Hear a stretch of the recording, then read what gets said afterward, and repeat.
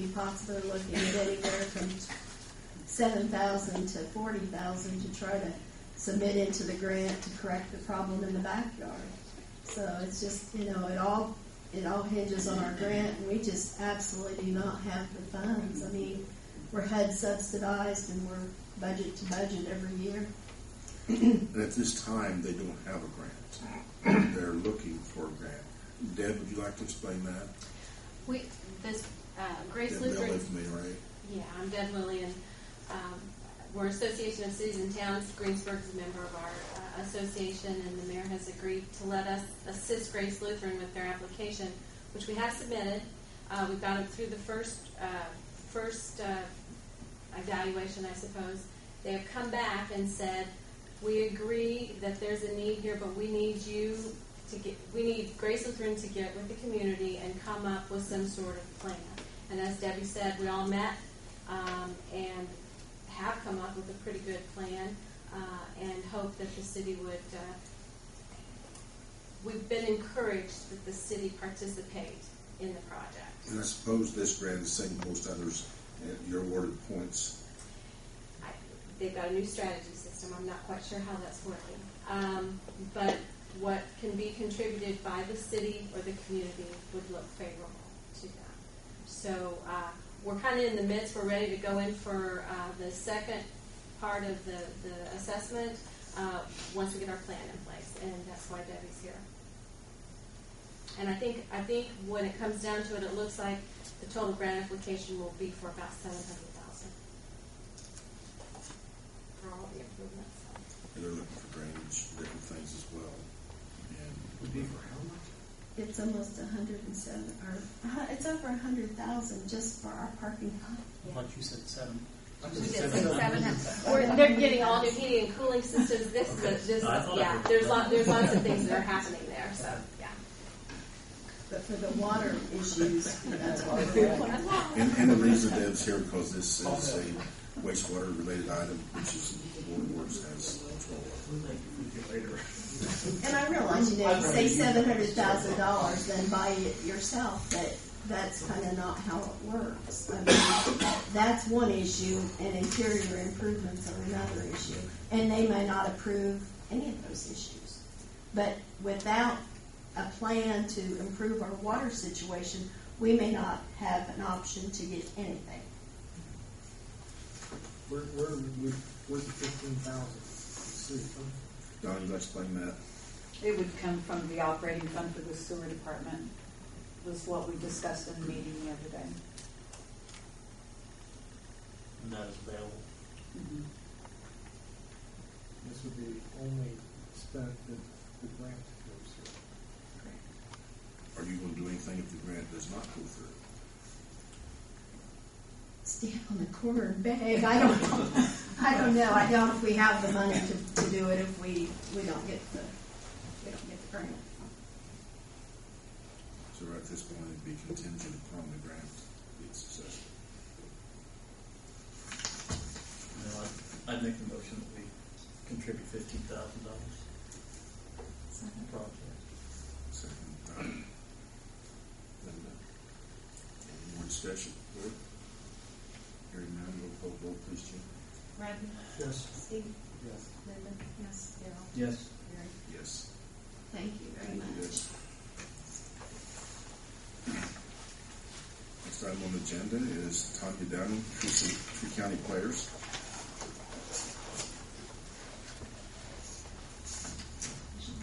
Good afternoon. My name is Tanya Downey. I'm board president for Tree County Players, and I have Bill Blank with me here today. He's the director of our upcoming show. We're here to ask permission to use the gymnasium here in City Hall for a community production the first week of December. And we're happy to answer any questions that you have about that.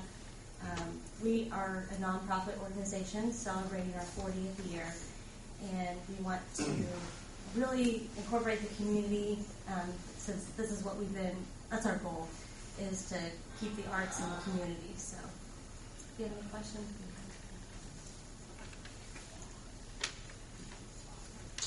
She's already answered all my questions. What are you doing for seniors? We would just set up tables and chairs. We'll be selling tickets previous, so we will have somewhat of an idea of how many that we will have. But it says use of city property, so we're talking about the Gymnasium and the stage. And the stage, I'm sorry. And I'm not sure what kind of lighting situation you have on the stage right now. I really don't know. I have to look at it. We do have our own equipment. We currently don't have a permanent venue, so we're used to bringing our own equipment and setting up and tearing down. Okay, so is there security issues, fire department issues? From the fire department side of things, exiting should be fine. You mentioned you were going to have tables also, or just chairs? We're entertaining the idea of a dinner theater. Okay. Do you have an idea in your head the number of people that are going to make this a go? Because I need to know what type of tables so that we can figure the occupant load on that room. Because what's posted is posted as a gymnasium, not as something with tables and chairs in it. I'll address that. In the past, we've had between 100 and 160 maximum at any given one performance, and what we've done is set up tables on one side for the dining so that the patrons could have actually a closer proximity to the stage for the performance itself. So I've just looked in the space, but I'm sure we can make that work. So 100, 150, 150 probably. I'd like it to be 1,000, so all of you are going to buy tickets, I'm sure. But I can tell you the organization's growing, but that's where we are now, and that's my expectation. You said a dinner theater, so are you going to use the kitchen? Is there a kitchen? Be catered. Be catered? And we have to leave, we're going to get into this later, it looks like, but we have to leave the doors open for fire escape, so there's actually access to the rest of the city hall. That would be some of the only concerns that I think the city would have would be security in the rest of the building, because you really couldn't block off doors because they are in the exiting paths. So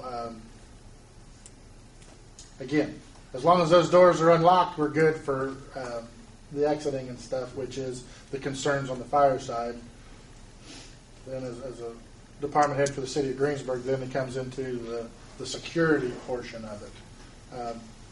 I don't know if you have plans of someone walking security in the building, or if you had thought of anything about that. But typically at our show, we'll have people who are attending the front for taking tickets, and they can stay through the duration. Because you'll want access to the restrooms. Right. So we could put a railing across there with signage, no one past this point. It would be a soft barrier. I mean, it would have to be a soft barrier that, hopefully people would obey it. But in the event of a disaster or something, would still be able to get to another exit or something. Like if you were going to, say, cut it off right here because the bathrooms are right here, they would still have something to where they could get past it to get to this exit that's right over here if necessary. So, as set builders, we have a lot of ways to accomplish that, I would suggest. But there would be easy to pass with clearly a barrier. If this happens, I fairly want Scott, can you sit down and come up with a plan? And security with the police department. Do you have any problems as long as they have real security here? No, we wouldn't, Mayor. In fact, if they would want to subcontract one of our officers to work in the building during their events, that would be something we could work out as well. Unless they obtain their own private type security firm to do it. And the play won't be R-rated, I guess. No, I tell people it's adult-oriented, that it's not a children's theater. But this is a carryover of the same play we did last December. Very well received. Very funny, as a matter of fact. But it's not a children's show, but it's not anything that the city should be. In fact, it deals with a small town coming to grips with problems in a community. So the theme kind of suits. That's one of the reasons we chose. And no alcohol. can we video right Oh here? no. Nope.